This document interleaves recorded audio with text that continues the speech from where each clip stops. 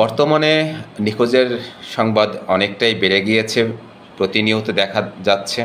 আমি সকল অভিভাবকদের দৃষ্টি আকর্ষণ করে অনুরোধ করব, আমরা অবশ্যই আমাদের সন্তানদেরকে টেক কেয়ার করব, চোখে চোখে রাখবো।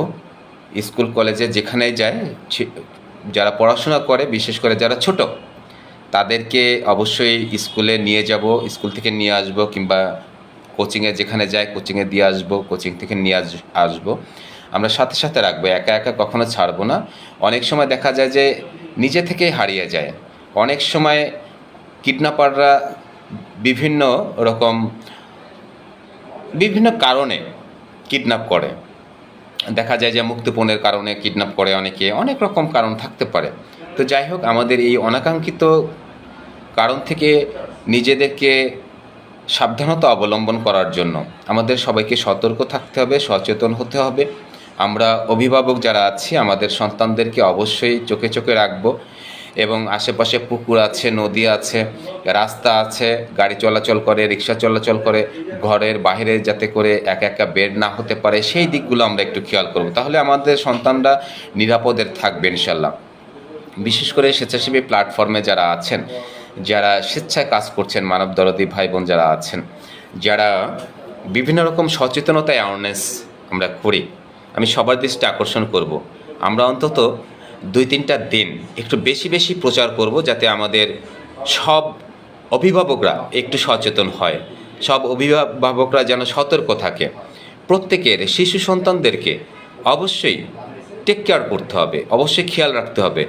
একা একা কখনো স্কুলে যেতে দেওয়া যাবে না, একা একা কখনো ঘর থেকে বের হতে দেওয়া যাবে না, একা একা কখনো কোনো দোকানে পাঠানো যাবে না। আমরা অনেক সময় করি কি, আমাদের সন্তানদেরকে অবহেলা করি। তাদেরকে একটু সময় দিতে হবে, খেলার সাথী হতে হবে। আমরা মোবাইলের যে স্মার্ট যুগ এসেছে, এই স্মার্ট যুগে এসে আমরা সন্তানদেরকে দেখা যায় যে একটি মোবাইল দিয়ে দেই, সন্তানদের সাথে কথা বলি না, একটু খেলাধুলা করি না, অনেক সময় তাদেরকে নিয়ে ঘুরতে যাওয়া হয় না। তো আমরা যারা অনেক সময় কাজে ব্যস্ত থাকি, এই কাজের ফাঁকেও চেষ্টা করতে হবে একটু সময় দেওয়ার জন্য, অন্তত সপ্তাহে একদিন কোথাও বেড়ানোর জন্য, কিংবা নিজে থেকে ঘর থেকে দোকানে যাব, সেখানে সন্তানদেরকে নিয়ে যাওয়ার জন্য। আমি বিশেষ করে আমি চেষ্টা করি আমার সন্তানদেরকে, দেখা যায় যে আমি ঘর থেকে একটা বিস্কুটের প্যাকেট কিনতে যাব, আমি আমার সন্তানকে সাথে নিয়ে যাই। সন্তানকে সাথে নিয়ে গেলে কি হবে, সে ঘর থেকে বের হতে পারলো, একটু হাঁটাহাঁটি করতে পারলো, বাইরের আবহাওয়াটা দেখলো, বাইরের পরিবেশটা দেখতে পারলো, বুঝলো, তার কিছু বাইরের যে জ্ঞান, সেই জ্ঞানটা হলো। রাস্তায় চলাচল করার জন্য সে নিজেকে নিজে ঠিক করতে পারলো একা একা। অনেক সময় বাজারে যাই, যখন বাজারের সাথে নিয়ে যাই, মার্কেটে কোনো কিছু কেনাকাটার দরকার হলে, কিংবা দেখা যায় যে আশেপাশে কোথাও যাচ্ছি, আমি মোটরসাইকেল ড্রাইভ করে আমি যাব, তাড়াতাড়ি চলে আসব, কিংবা একটি কাজ করে চলে আসব, সেখানে আমার ছোট মেয়েকে সাথে নিয়ে যাই।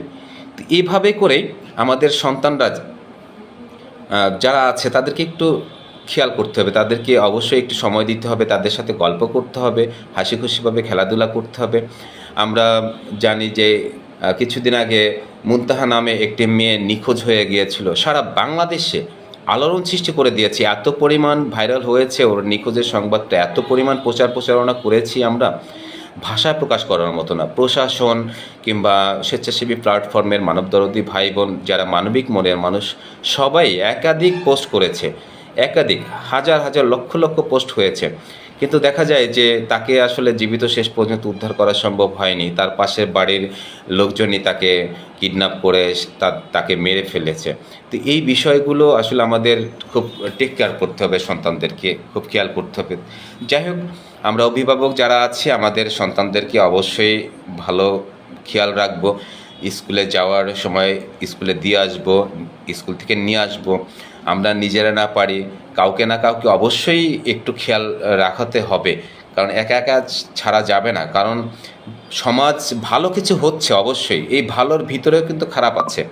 খারাপ যে নাই সেটা বলা যাবে না, দুষ্কৃতি যে নাই তা বলা যাবে না, সন্ত্রাস যে নাই তা বলা যাবে না, একদম নাই সেটা বলা যাবে না। অবশ্যই ভালোর ভিতরে খারাপ আছে, সেই খারাপ থেকে আমাদের সন্তানদেরকে অবশ্যই ভালোর পথে টিকিয়ে রাখতে হবে, তাকে ভালো কিছু শিক্ষা দিতে হবে, সুশিক্ষা, মানবিক শিক্ষা, ইসলামিক শিক্ষা দিতে হবে।